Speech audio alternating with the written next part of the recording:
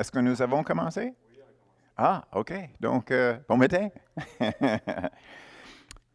Bien, ce matin, j'ai pris une marche, puis il a commencé à mouiller.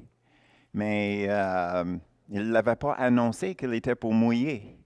Donc, si vous m'aimez pas ma coiffure, c'est pas ma faute.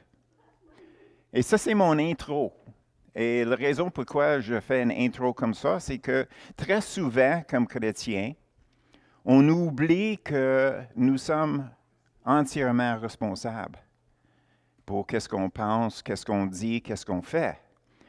Mais naturellement, c'est dans la nature, je pense, d'un être humain de toujours essayer de remettre la responsabilité de quelque chose sur une autre personne. Donc, l'expression, ben, c'est pas ma faute.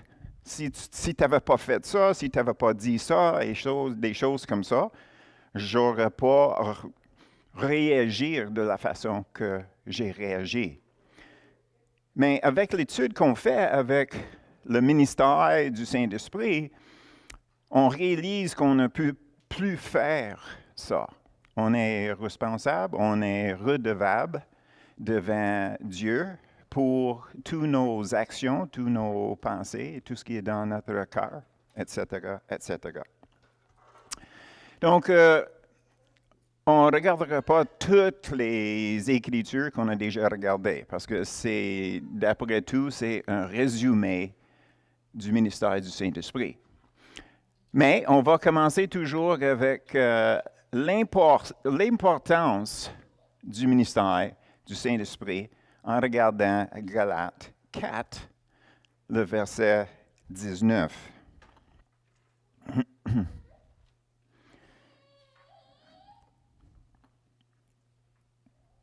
Mes enfants, pour qui j'éprouve de nouveau les douleurs d'enfantement, jusqu'à ce que Christ soit formé en vous. Et là, on va tourner au chapitre 5, le verset 4. Vous êtes séparés de Christ, vous tous qui cherchez la justification dans la loi. Vous êtes déchus de la grâce. Ici, quand on voit la grâce, déchue de la grâce, ce n'est pas pour dire que la personne n'est pas sauvée. Qu'est-ce que Paul est en train d'expliquer? C'est que quand que Paul les a formés, les gens dans ces églises-là, il les a formés de suivre, d'écouter, d'obéir le Saint-Esprit. Et le Saint-Esprit était pour diriger chaque personne. Mais là, après ça, quand il est parti, il y avait des autres personnes qui sont arrivées, qui s'appellent des judaïsants, qui croyaient que Jésus était le Messie, mais il enseignait qu'il fallait que la loi de Moïse soit respectée. Donc, c'est ça la raison pourquoi Paul leur a écrit en disant que est-ce qu'il fallait que je passe par le même chemin une autre fois. C'est parce que lui, il avait reçu les gens qui venaient des églises de Galates et ils ont dit qu'est-ce qui s'est passé. Donc, il avait répondu avec la lettre aux Galates et là-dedans, on voit l'importance du ministère du Saint-Esprit. Il fallait que les chrétiens réalisent qu'ils comprennent très bien, c'est par le Saint-Esprit qu'on marche. Donc, c'est son ministère qui est très, très important. Après ça, on est allé vous parler de l'onction. Comme ça, on va regarder 1 Jean 2, 27. 1 Jean 2, 27.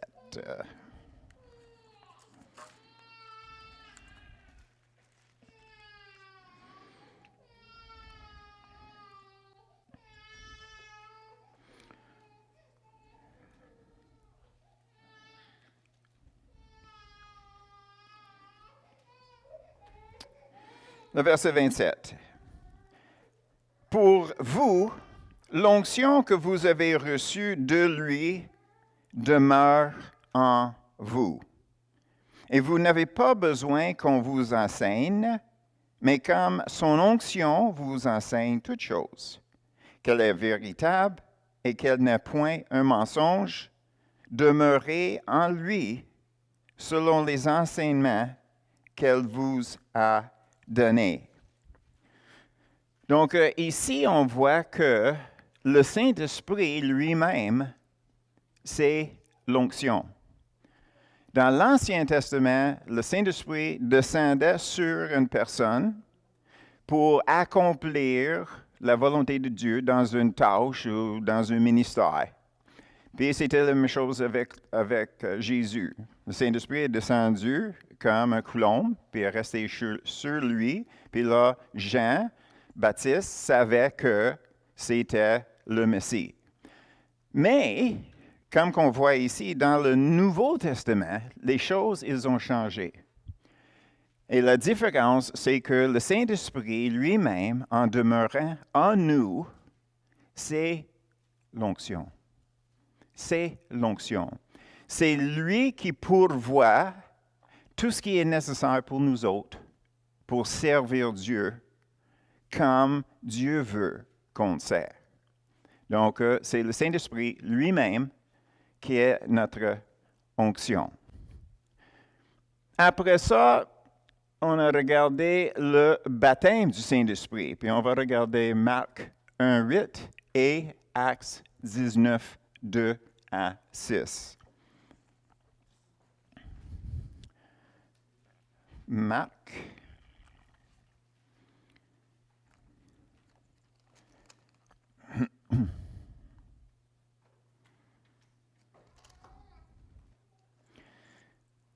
Et on mettra un doigt là, puis on va aller chercher Actes 19, qu'on peut les regarder un après l'autre.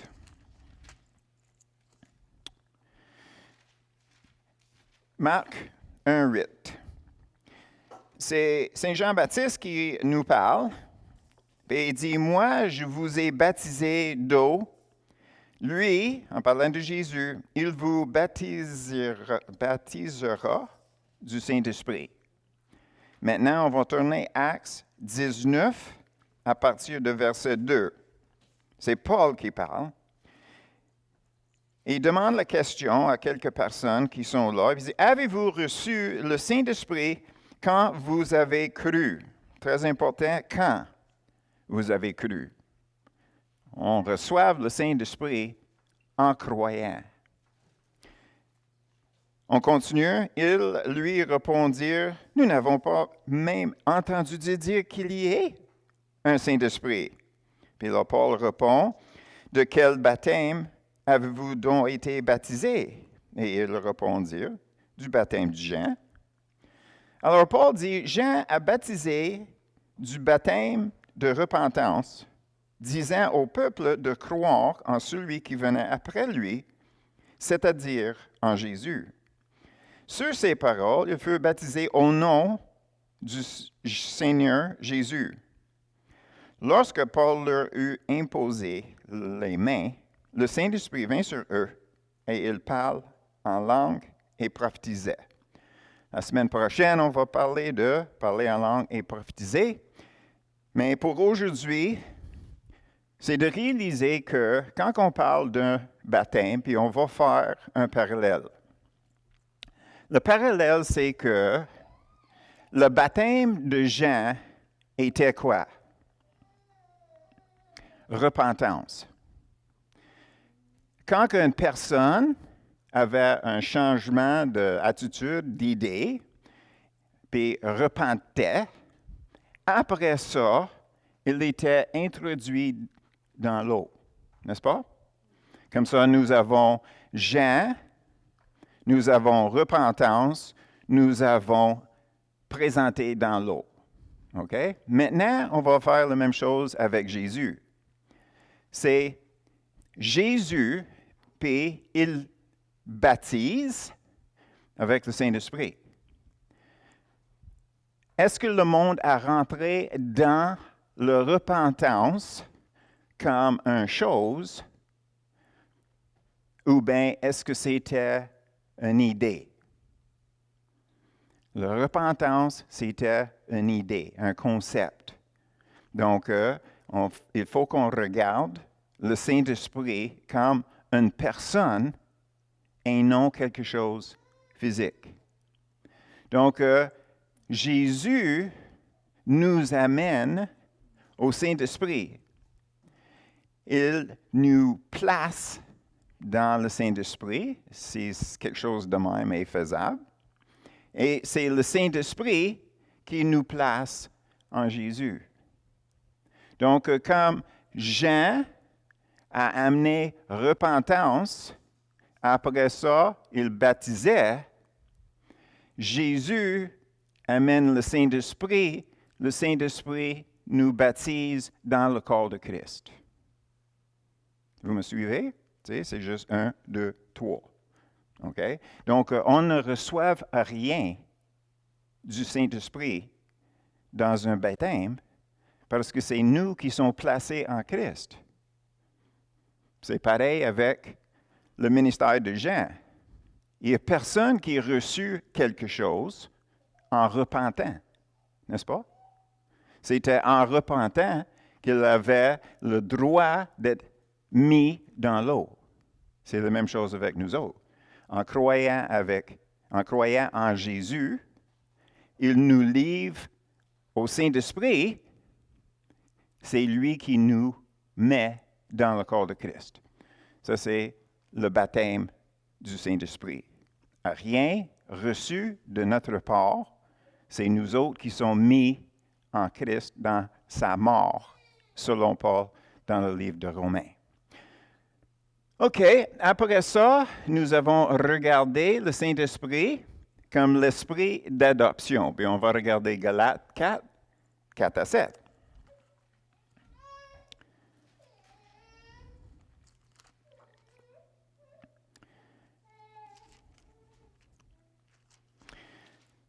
Galates 4 à 7. Mais lorsque les temps ont été accomplis, Dieu a envoyé son Fils, né d'une femme, né sous la loi, afin qu'il rachète ceux qui étaient sous la loi, afin que nous recevons l'adoption. Et parce que vous êtes fils, Dieu a envoyé dans nos cœurs l'esprit de son Fils, lequel crie « Abba, Père ». Le verset 7, « Ainsi tu n'es plus esclave, mais fils, et si tu es fils, tu es aussi héritier par la grâce de Dieu. » Donc, l'adoption, ce n'est pas quelque chose dans la culture juive. C'est quelque chose que Paul l'avait connu à travers des Romains. Et qu'est-ce qui est arrivé, c'est que la personne qui est adoptée devient un fils ou un enfant. Et comme on voit ici, qu'est-ce qui arrive, c'est que quand on vient à Jésus, par le baptême du Saint-Esprit, on est placé dans sa mort. Quand on est ressuscité avec Christ, dans sa mort, il y a un paquet de choses qui nous arrivent.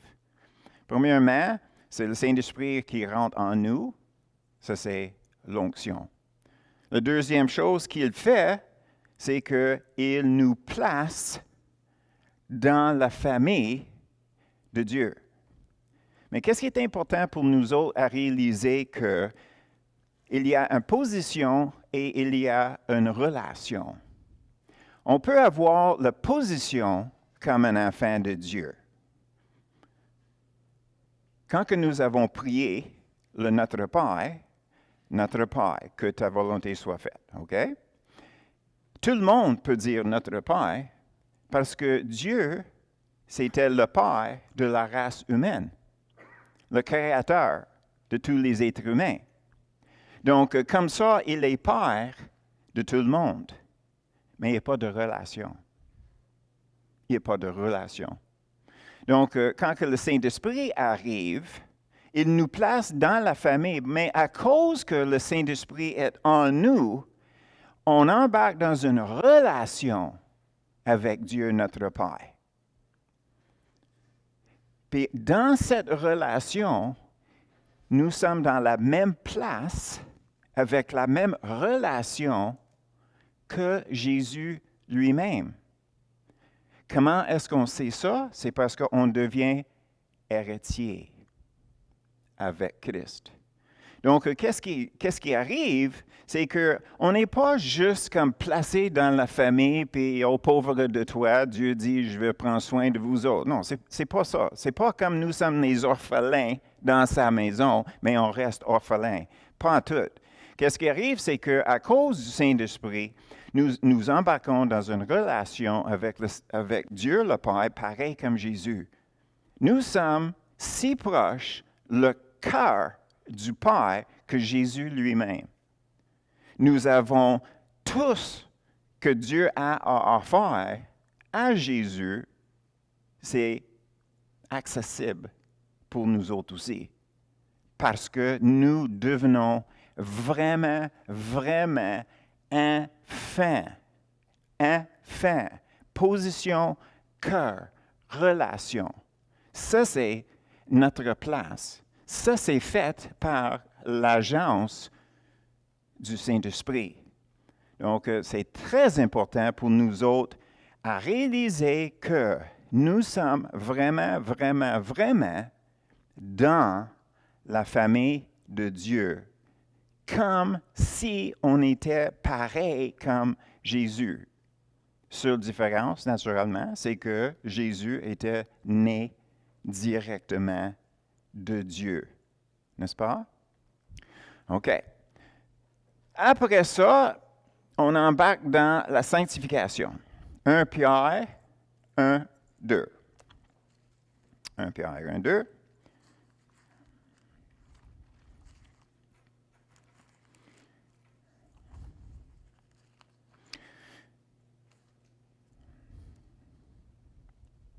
Pierre 1, 2. Et qui sont élus selon la préscience de Dieu le Père, par la sanctification de l'Esprit, afin qu'ils deviennent obéissants et qu'ils participent à l'aspersion du sang de Jésus-Christ. Que la grâce et la paix vous soient multipliées. Donc, le parti ici qu'on parle, c'est la sanctification qui parle de l'œuvre du Saint-Esprit avant qu'on est sauvé. L'œuvre du Saint-Esprit commence le dès que nous sommes nés. Et toutes nos vies, il est là pour œuvrer, pour communiquer avec nous autres, qu'on puisse arriver à la place à réaliser que nous sommes des pécheurs, que nous avons besoin d'être sauvés. Comme les autres Écritures que nous disent, c'est le Saint-Esprit qui nous convainc du péché, justice et jugement. Donc, on voit que le Saint-Esprit commence à œuvrer pendant que nous sommes dans la position de Adam. Donc, on appelle ça la sanctification positionnelle. Pendant que nous sommes dans la position d'Adam après la chute, le fait que le Saint-Esprit œuvre en nous nous amène à la place pour être capable de croire en Jésus-Christ, pour être sauvés. Puis là, le moment que nous sommes sauvés, c'est Jésus qui nous baptise, en nous livrant entre les mains du Saint-Esprit, que le Saint-Esprit peut nous reculer dans le temps pour nous placer dans la mort de Jésus, qu'on puisse être ressuscité en nouvelle vie pour avoir la relation avec Dieu comme un enfant. Tout ça, c'est le processus. Puis ça, c'est la première partie, parce que plus tard, on va regarder qu'est-ce qu'on appelle la plénitude. C'est juste un autre nom pour la sanctification progressive. C'est la sanctification qui continue. Donc, on sait que le mot sanctification veut dire mis à part. Mis à part. Donc, on voit que la sanctification, c'est l'œuvre du Saint-Esprit pour nous mettre à part pour Dieu qui commence le moment qu'on est né jusqu'au temps qu'on va au ciel. Puis, entre-temps, nous avons regardé 1 Jean 1, 3 et 6 et 7. Quelques pages plus loin, 1 Jean 1.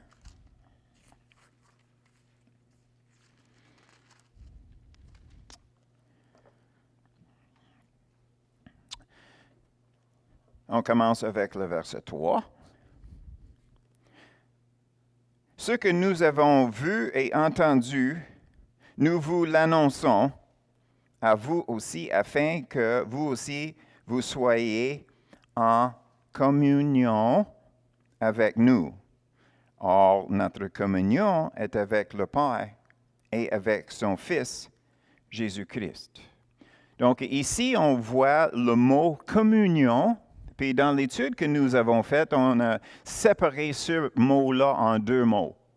On disait commun et union. Commun et union. Nous sommes unis. Nous sommes unis avec Dieu. Nous avons la façon de voir les choses que Dieu a. Donc, c'est ça qui est en commun, nous avec lui. À cause du Saint-Esprit, on va regarder le verset 6 et 7.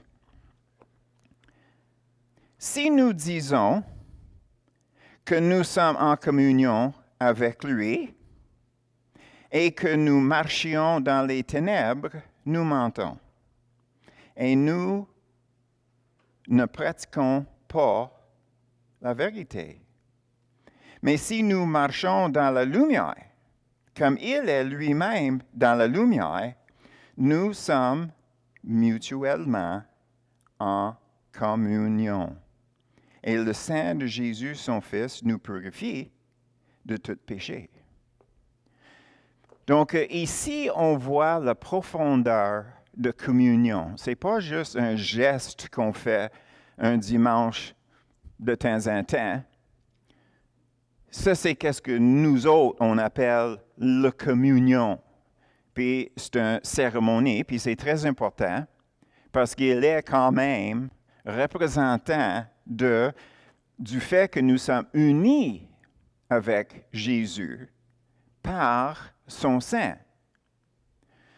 Mais quand on va dans le grec, puis on regarde qu'est-ce que ça veut dire union, ça veut dire une intimité avec le même point de vue. Une intimité avec le même point de vue que Dieu. Si nous n'avons pas le même point de vue que Dieu, il fallait qu'on se mette en question. Et si nous avons le même point de vue que Dieu, en ce moment-là, il fallait qu'on change. Les choses qui ne s'alignent pas avec la façon que Jésus ferait ou vivrait notre vie à notre place. Donc, on voit la communion du Saint-Esprit, c'est aussi relationnel. C'est le Saint-Esprit qui dévoile comment que Dieu voit les choses. Puis c'est le Saint-Esprit qui met son doigt sur les choses qu'on doit changer. Et là, finalement, on va rentrer dans une description de la plénitude en Éphésiens 5, 18. Éphésiens 5, 18.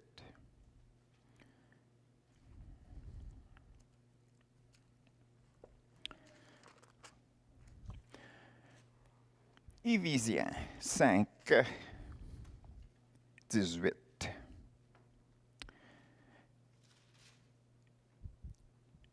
Ne vous enivrez pas de vin, c'est de la débauche. Soyez, au contraire, remplis de l'Esprit. Puis là, quand que nous avons fait notre étude sur le mot, l'expression d'être rempli du Saint-Esprit, on a réalisé que nous ne sommes pas des bacs ou bien des réservoirs que tu verses de l'eau ou quelque chose dedans. Nous sommes des personnes. Donc, quand que ça parle d'être rempli du Saint-Esprit, c'est comme quelqu'un qui est rempli avec des soucis. Quelqu'un qui est rempli avec des peurs ou des craintes.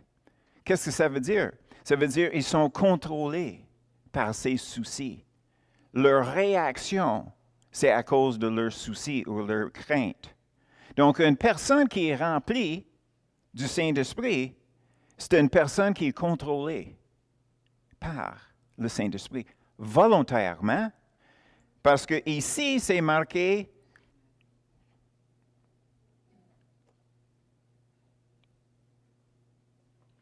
soyez. Quand que c'est marqué soyez, ça veut dire que c'est notre volonté qui est impliquée. Donc, si ça serait automatique, qu'on tombe sous la direction, l'influence du Saint-Esprit sans effort sur notre part, on n'aurait pas le commandement qui nous disait « Soyez remplis ». Puis dans notre étude, ce n'est pas « Soyez remplis », puis on est rempli, puis c'est fini là. Non, c'est rempli continuellement. Donc, qu'est-ce qui arrive, c'est que si on s'appelle un chrétien, c'est notre responsabilité de laisser le Saint-Esprit faire qu'est-ce qu'il veut dans nos vies. C'est notre part, en coopération avec lui, en participation conjointe avec lui, qu'on se soumette à lui, que lui, il puisse nous diriger à la place que Dieu veut qu'on soit, et ça, c'est d'être comme Jésus. Là, nous avons touché, naturellement, nous avons touché toutes ces choses-là, mais ça, ce n'est pas l'ordre d'action.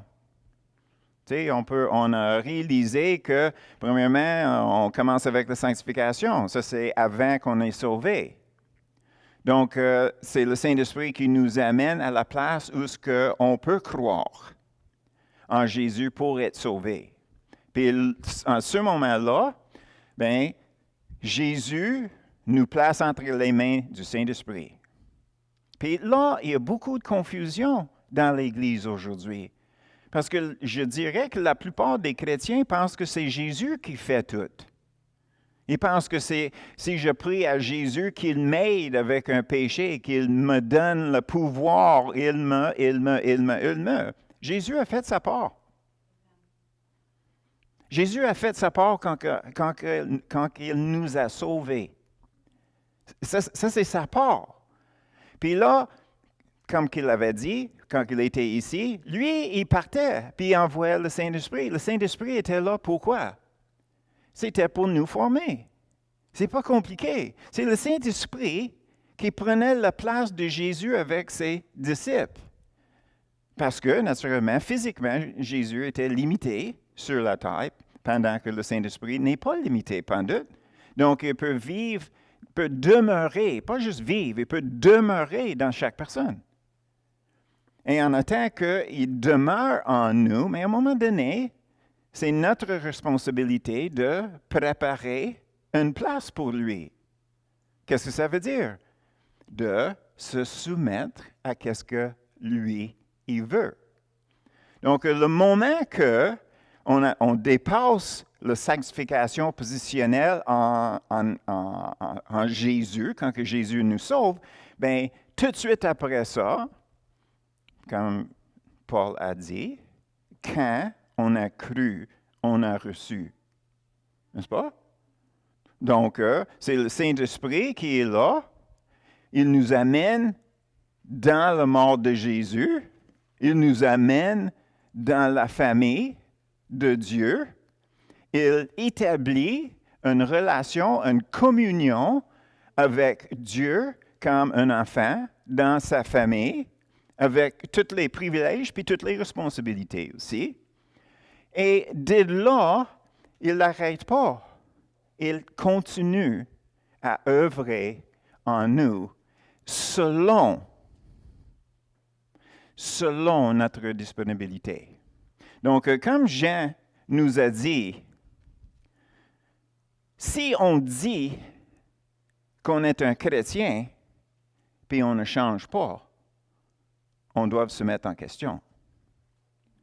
Soit c'est à cause qu'on ne réalise pas le ministère du Saint-Esprit, on ne réalise pas l'œuvre qu'il est en train de faire, on ne réalise pas notre responsabilité de demander son aide pour changer.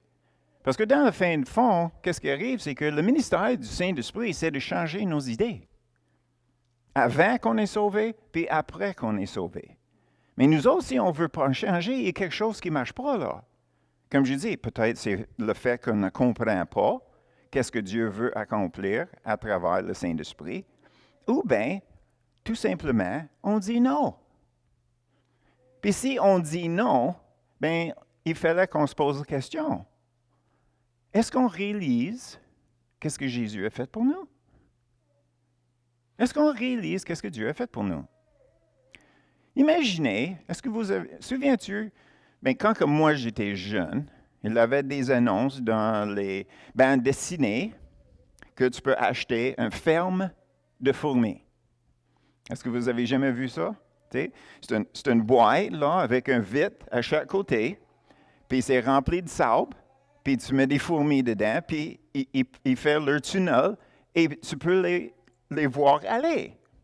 OK? Donc, mettons que tu en achètes un gros, avec des milles puis des milles de fourmis là-dedans. Et tu passes des heures à regarder ça. Tellement, tellement intéressant, là, on capote. OK? Mais à un moment donné, on réalise qu'il y a un virus qui rentre dans la colonie. Et il y a un cure pour ça, mais le problème, c'est que le cure, c'est plus fort que la fourmi.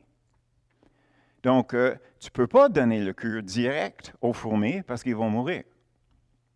Donc, tu décides que tu deviendrais un fourmi.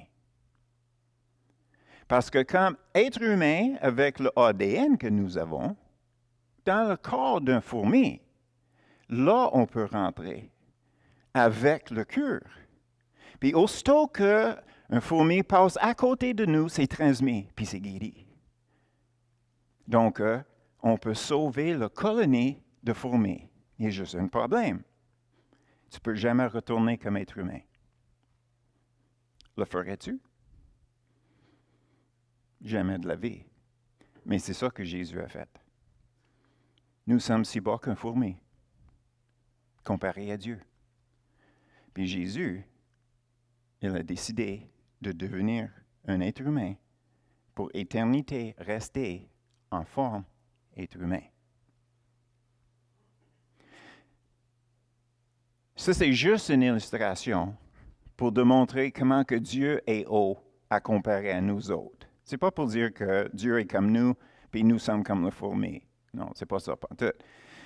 C'est tout simplement de réaliser comment que Dieu est haut. Mais il s'est humilié. Il avait vraiment, vraiment s'abaissé pour venir nous guérir de nos péchés. Donc, quelqu'un qui s'appelle chrétien, qui ne réalisent pas qu'est-ce que Jésus a fait. Et que Jésus nous a placés entre les mains du Saint-Esprit pour nous changer. Si on ne veut pas changer, on est vraiment, mais vraiment, tout simplement, malade. Malade. À quelque part, on manque d'appréciation pour ce que Dieu a fait. Dieu ne veut pas qu'on change pour lui. Il veut qu'on change pour nous. On dit, oui, je veux être comme Jésus. Pourquoi? Pourquoi est-ce qu'on veut être comme Jésus? C'est ça la question qu'on se pose ce matin. Pourquoi est-ce qu'on veut être comme Jésus?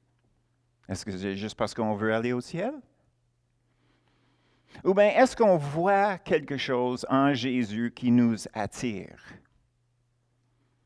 Bien, c'est sûr, un non-chrétien n'est pas attiré à la personne de Jésus parce que c'est comme un mouton.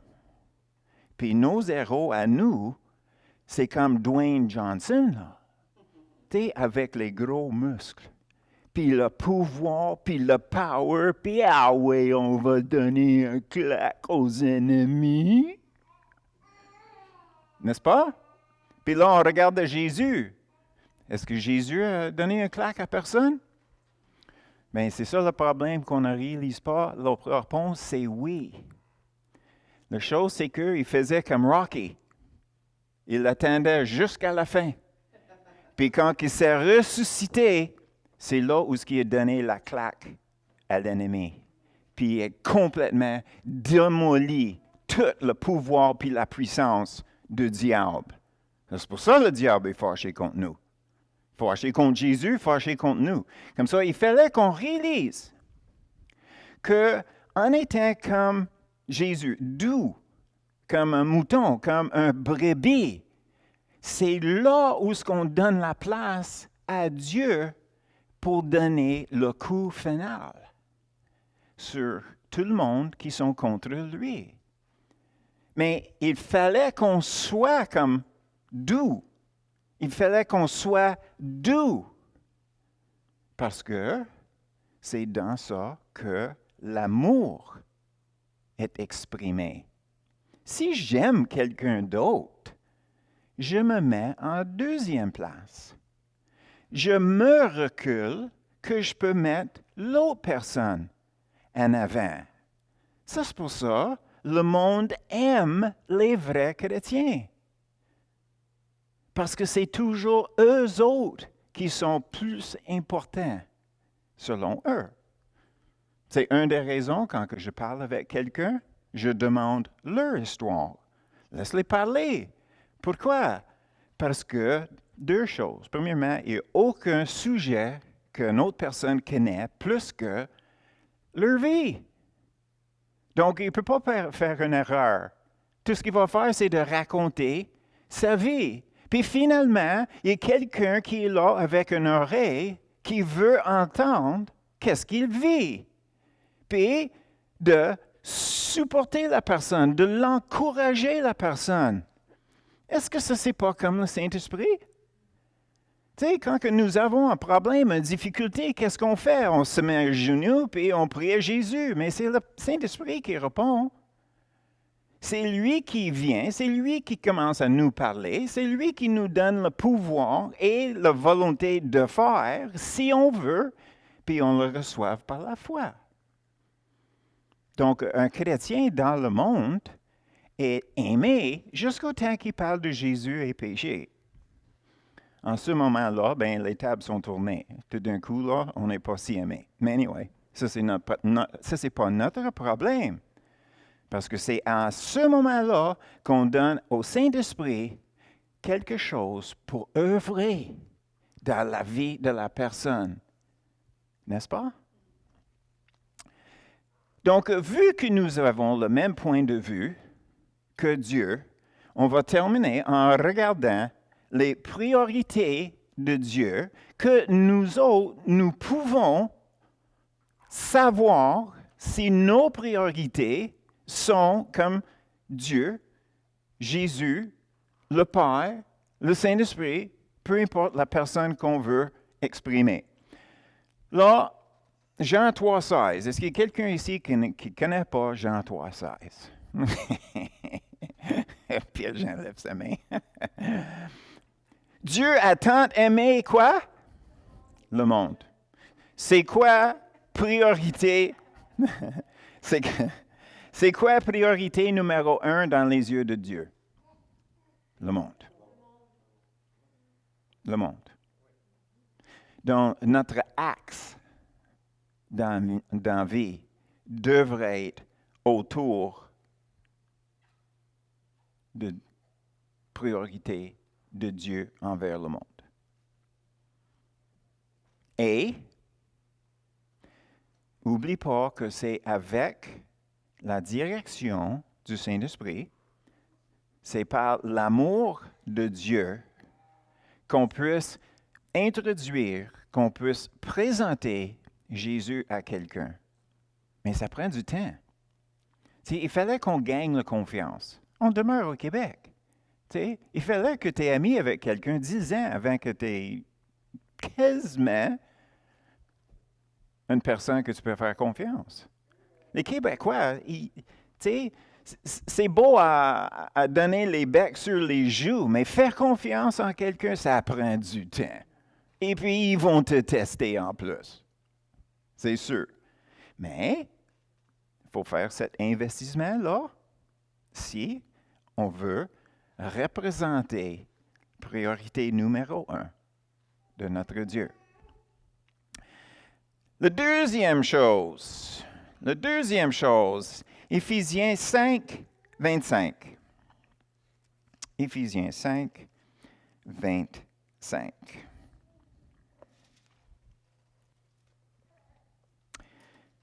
Marie, que chacun aime sa femme comme Christ a aimé l'Église et s'est livré lui-même pour elle. Donc, c'est quoi la deuxième priorité de Dieu?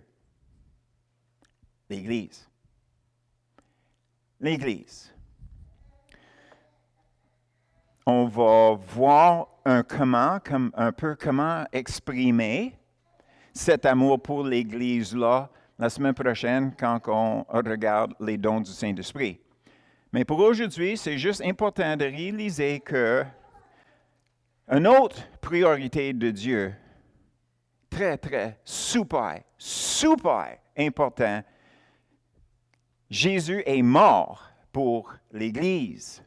Donc, c'est un autre de 4 priorités de Dieu que nous autres devrions avoir les mêmes priorités. Après ça, on va passer Galates 5. On recule juste une couple de pages. Galates 5. Galates 5, 22 à 25. Tout le monde connaît ça. Mais le fruit de l'esprit, c'est l'amour, la joie, la paix, la patience, la bonté, la bienveillance, la foi, la douceur, la maîtrise de soi. La loi n'est pas contre ces choses. Ceux qui sont à Jésus-Christ ont crucifié la chair avec ses passions et ses désirs. Si nous vivons par l'Esprit, marchons aussi selon l'Esprit. La troisième priorité dans le plan de Dieu, c'est que le Saint-Esprit puisse se former en nous. Donc, le fruit du Saint-Esprit. Le fruit du Saint-Esprit. C'est à nous à œuvrer avec lui. Parce que dans ma Bible, c'est pas écrit que je vais avoir beaucoup d'amour, joie, paix et patience si j'ai beaucoup d'argent, quand que tout va bien. Mais tout le monde a ces choses-là quand que tout va bien. C'est quand que les choses ne vont pas bien que nous sommes en examen. Parce que Ça, c'est pas selon nos circonstances. Ça, c'est selon qui on est devenu être. Si on est devenu comme le Saint-Esprit, peu importe qu'est-ce qui nous arrive, on peut quand même vivre dans la paix et la joie. On ne parlera même pas de l'amour, parce que ça peut être trop difficile parfois. Tu sais? C'est très, très difficile des fois pour les gens d'être réconciliés quand que leur cœur est brisé. Ça peut prendre des années, puis des années et des années avant d'arriver à une place pour être capable de pardonner une personne pour quelque chose qu'ils ont fait. Mais quand on regarde les autres, c'est la bonté, la bienveillance, la foi, la douceur, ces choses-là, dans notre circonstance, ici au Québec, ce n'est pas si difficile que ça. Autrement dit, sois fin. Puis la plupart d'entre nous, on peut être fin, parce que dans la plupart du monde au Québec, ils n'ont pas vraiment de problème. Tu sais, c'est pas comme on manque de nourriture.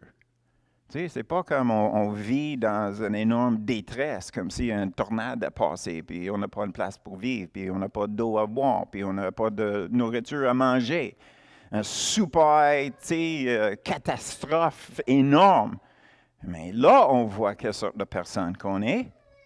Si j'ai le choix entre moi et une autre personne pour une bouteille d'eau quand je n'ai pas bu pour un jour, est-ce que je vais le donner à l'autre personne en disant « Ah, Seigneur te bénisse ». Non, on va cacher notre crucifix et on va prendre l'eau. N'est-ce pas?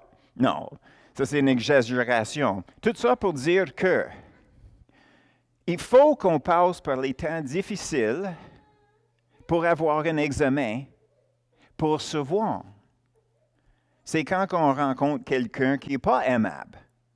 Est-ce que je peux l'aimer à cause de qui je suis et non à cause de qui lui, il est? Tu sais, quand que j'ai commencé, j'ai dit, c'est pas ma faute que la pluie est tombée sur ma tête et m'a défaite ma coiffure. Hein? C'est pas ma faute. Donc, c'est la même chose. Si moi, je ne peux pas démontrer la patience, mais ça doit être à cause de l'autre personne. C'est leur faute, pas la mienne. Tu sais, si j'agirais comme du monde, bien, je serais patient. Non, ça ne marche pas de même. On est supposé de choisir. C'est nos choix qui est en question ici. Est-ce que je choisis de laisser le Saint-Esprit prendre la place en moi? Ou bien est-ce que je vais rester qui je suis, comme je suis, parce que je ne suis pas intéressé à changer? Et finalement, pour aller avec ça, nous avons Galates 5, 19 à 21. 19 à 21, on sait c'est quoi? Les œuvres de la chair sont évidentes. Ce sont la débauche, l'impurité, le dérèglement, l'idolâtrie, la magie, les rivalités, les querelles, les jalousies, les animosités, les disputes, les divisions, les sectes, l'envie, les verniers, les excès de table et les choses semblables. Il n'y a pas de ça dans l'Église.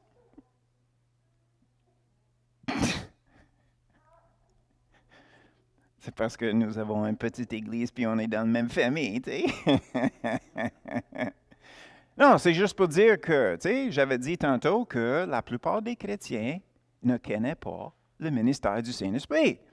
Donc, ils sont portés vers la chair. Parce qu'il faut qu'on œuvre avec le Saint-Esprit pour régler les choses qui sont naturelles pour nous. Ceux qui commettent de telles choses n'hériteraient point le royaume de Dieu. Naturellement, ça, ce n'est pas une fois dans nos vies. On parle de pratiquer ces choses-là.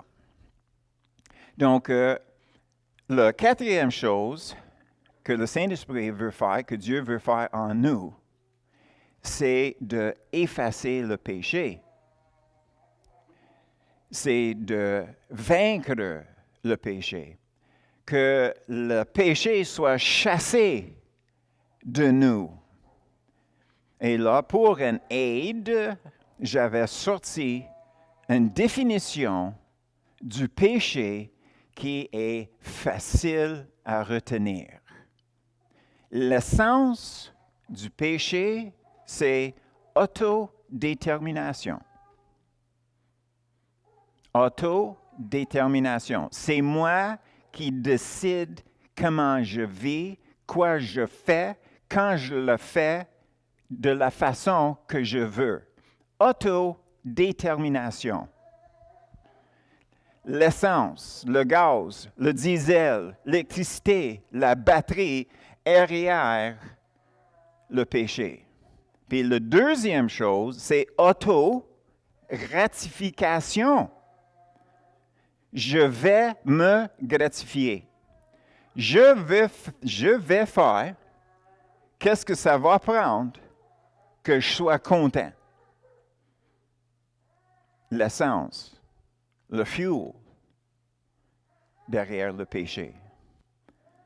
Et comme j'ai dit, la première fois que j'ai dit ça, je ne peux pas prouver ça par les Écritures, mais je peux prouver le contraire. Est-ce qu'on est supposé de déterminer notre vie ou bien est-ce que c'est Dieu qui est supposé de déterminer notre vie vu que nous sommes ses serviteurs? Donc, c'est qui détermine où je vais, quand je vais, comment je vais? C'est qui? C'est Dieu. Donc, si je décide, ça c'est autodétermination, c'est péché, c'est contre Dieu. Facile. OK? Si nous sommes des serviteurs de Dieu, OK, c'est qui est supposé de nous plaire? Bien, c'est notre maître. C'est lui qui prend soin de nous. Donc, le moment qu'on décide qu'est-ce que ça va prendre, qu'on soit content, on débarque dessus la maîtrise de Dieu. Donc, ça, c'est la source du péché. Et c'est à nous autres à vraiment surveiller sur les choses qu'on veut faire pour être sûr qu'on garde notre place comme dépendant de Dieu. Mais dans notre société, c'est là où est le problème. On ne veut pas être dépendant. On ne veut pas être dépendant. On ne veut pas demander à maman et papa si on peut sortir, aller à la danse vendredi soir, quand on était ado. Puis une fois mature, on ne veut pas demander à Dieu si on peut aller vendredi soir. On ne veut pas. Ça, c'est simple que ça. Puis c'est dans notre culture qu'on vit naturellement. Donc, toutes ces influences sont là autour de nous. Donc, c'est vraiment à nous, tout simplement, de se lever le matin en demandant le Saint-Esprit de prendre le contrôle sur nos vies ce jour ici. Et pour terminer, finalement, il faut qu'on réalise que nous avons une mauvaise idée, une mauvaise impression, c'est quoi un esclave, à cause de tous les abus que nous avons entendu dire, mettons, aux États-Unis, par rapport au traitement des Noirs par les Blancs dans les années précédentes la guerre civile là-bas. Donc, pour nous, nous avons l'impression que si je suis un esclave, je suis ouvert à l'abus. Je n'ai pas de choix. Et il fallait qu'on change ça. Puis la façon de changer ça, c'est de regarder dans l'Ancien Testament. Dans l'Ancien Testament, à Israël, si quelqu'un était comme endetté à quelqu'un d'autre, il peut se mettre en servitude à cette personne-là. Vous vous souvenez de ça? OK. Donc, j'ai une dette envers quelqu'un, pas capable de payer. OK? Mon Mastercard est au max. Le Visa est au max. Plus le droit de chômage. Puis les snowros au bureau ne me donnent pas le bien-être social. Donc, qu'est-ce que je vais faire? Ben, tu sais, il fallait qu'on trouve un emploi. Il n'a pas d'emploi. Donc, on va s'approcher à quelqu'un qu'on connaît, puis on va s'humilier devant cette personne-là, puis on va dire, écoute, qu'est-ce que je veux faire, c'est que je veux clairer toutes ces choses-là. Donc, me mettre dans ton service pour un tel salaire. Tu vas juste me donner qu'est-ce que ça me prend pour vivre et tu vas donner à ceux que je dois de l'argent à tous les semaines jusqu'au temps qu'ils sont tous payés. Puis le monsieur en question, il dit, il n'y a pas de problème. Je te connais, je sais que tu es un bon travaillant, puis il n'aurait pas de problème. Donc, on commence à travailler avec lui. Puis il dit, il fallait que je te trouve une meilleure place à vivre. Donc, qu'est-ce que je veux que tu fasses, c'est que tu vas déménager dans ma maison. Tu sais, j'ai un appartement qui était pour ma fille avant, c'est libre, mais maintenant, tu peux prendre ça. Oh, merveilleux. Puis, je veux que vous soyez comme en santé et tout, donc vous allez manger la même nourriture que moi. Et puis, j'aime juste tout simplement travailler avec toi, donc on va travailler ensemble. Puis les choses là où tu avais un problème dans tes finances et tout, ben, c'est juste un problème de gérance. Donc, je vais t'enseigner comment gérer ces choses-là. Puis le temps passe, Puis tu arrives à un moment donné où ce que tu regardes, puis tu dis, je suis tellement bien ici. Il prend soin de tous mes besoins. Même un de ses serviteurs, c'est une fille que j'ai tombé en amour avec. Je l'ai mariée. J'ai mes enfants. Écoute, comment est-ce que je peux avoir une meilleure vie? Puis là, il approche la personne, puis il va dire, écoute, je veux rester à ta service le restant de mes jours. Je suis tellement content d'être ici, comment que je suis traité, comment que toutes les choses vont. J'ai jamais eu une vie si belle que ça. Puis en ce moment-là, qu'est-ce qu'il fait? C'est qu'il met leur oreille ici, là, sur un morceau de bois qui va percer. Puis c'est un indice que cette personne-là, par ses propres choix, s'est mis en service pour le restant de sa vie. Ça, c'est le type de serviteur que nous sommes. C'est Dieu qui pourvoit. On n'est pas des pauvres. Dieu n'est pas pauvre. Dieu, il prend soin de nous. Dieu a tout arrangé, les choses autour de nous, même avant qu'on était nés. N'est-ce pas?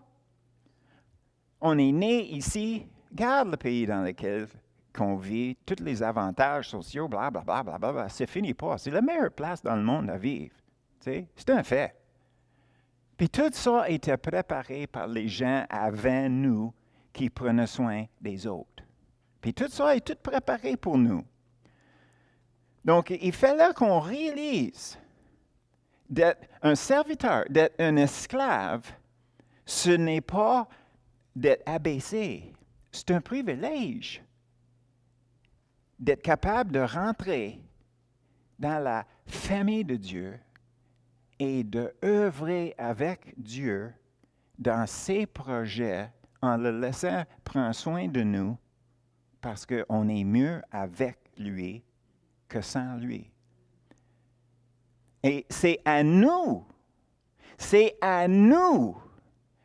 à prendre cette image-là et de mettre ça dans notre tête.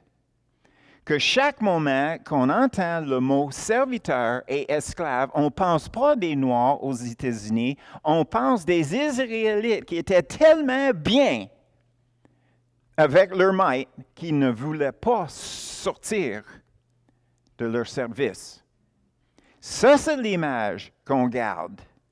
En ce moment-là, en se voyant comme un serviteur comme ça, automatiquement, toute la pression qu'on vit en autodétermination est enlevée. Plus de stress. Tu sais, Dieu prend soin. Quelque chose m'arrive, il va faire un chemin.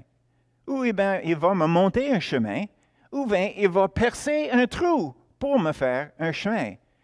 Donc, on n'a pas de souci. On n'est pas nerveux. Est-ce que Dieu est nerveux?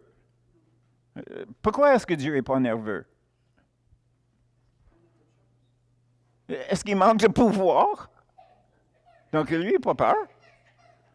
Donc, c'est la même chose pour nous autres. C'est à réaliser que c'est au Seigneur à nous préparer le chemin. Puis, c'est le Saint-Esprit qui est notre boussole pour nous donner direction, pour avancer dans les choses de Dieu selon ses priorités à lui. Puis il a fait toutes ces choses-là pour nous. Nous, on fait ces choses-là en appréciation pour qu'est-ce que lui, il a fait pour nous. Donc, avec une attitude comme ça, je veux être Canadien. Penses-tu que je veux déménager dans un autre pays après avoir vécu ici? Penses-tu? Jamais de la vie. Jamais de la vie. Il n'y a pas un pays dans le monde où ce que j'aurai plus que qu'est-ce que j'ai maintenant. Pas une. Donc, on doit réaliser que dans la maison de Dieu, on est encore mieux que nous sommes ici. Amen? Donc, ça, c'est le ministère du Saint-Esprit.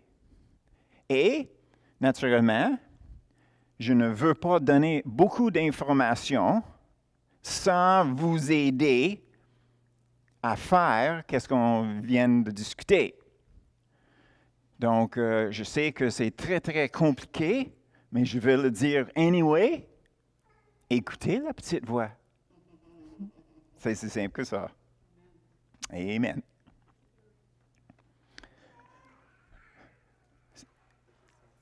Pas de questions. OK.